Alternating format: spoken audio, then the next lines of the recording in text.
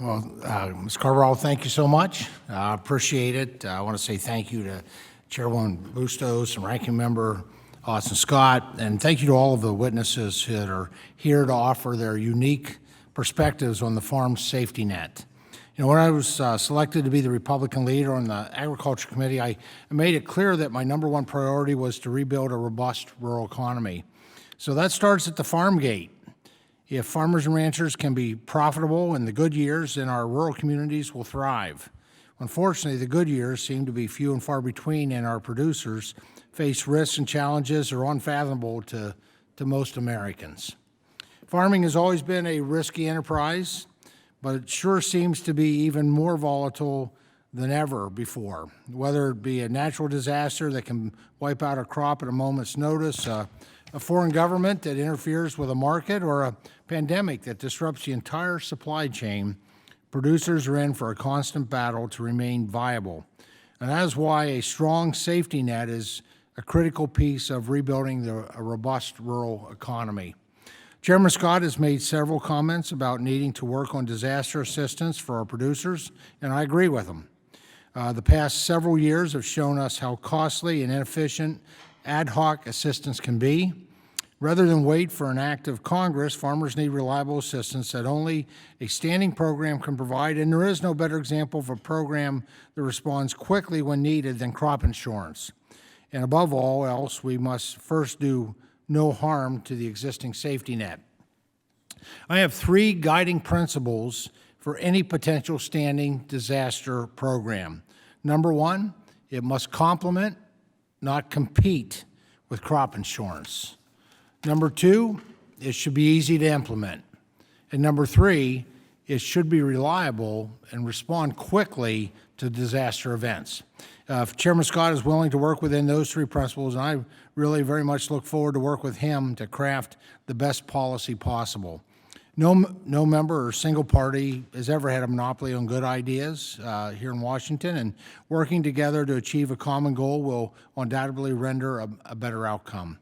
So while we're on that subject, I was hoping that those of you that have, or witnesses that have experience with participating in the WHIP disaster program could provide your brief thoughts on the effectiveness of that program, and if continued, how it should be modified to better meet the needs of your operation. So leave that open to whatever the witnesses might like to weigh in on that first.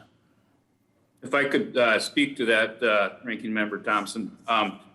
I think my personal experience with it on my farm, and even seen with some of my insureds, you know, all the data is there on the WHIP program to be able to implement that through the crop insurance industry, maybe a little bit quicker than the folks at the Farm Service Agency. They've been inundated with a lot of programs and have done exceptionally good with that, don't get me wrong, but they have a lot of other work to be done, and I think maybe the crop insurance industry could implement that a little quicker. Very good, thank you. Any other witnesses like to weigh in on that? Any experience with the WHIP program? WHIP was pretty important to South Georgia, especially after Hurricane Michael, but that was the third of the hurricanes in a row that we had dealt with. And like some of the other panelists had mentioned, we waited quite a while, months into years, before we got some of that WHIP money. If we can get something that's set in stone, that you have a disaster and you can get some money moving quicker, that would be wonderful. To the three things you mentioned, yes, yes, yes, we'd love something like that.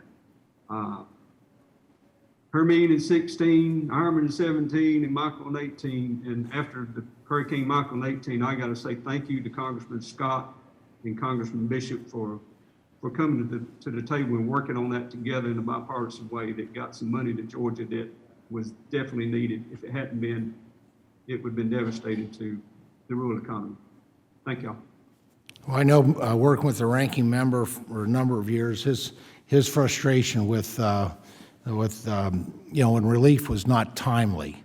Sometimes we've with the delay, the reliability and the delay of it, people are unfortunately are out of the farming practices till the help arrives. Any with a few seconds I have left, any comments for any input from any of the other witnesses? Yeah, I just concur with the fellow from Minnesota, the fact that the timeliness of it could have been better. and it was a fairly complex formula, so something of easier and more of a design program would be better. All right, very good. And Chairwoman, my time has expired. Thank you so much.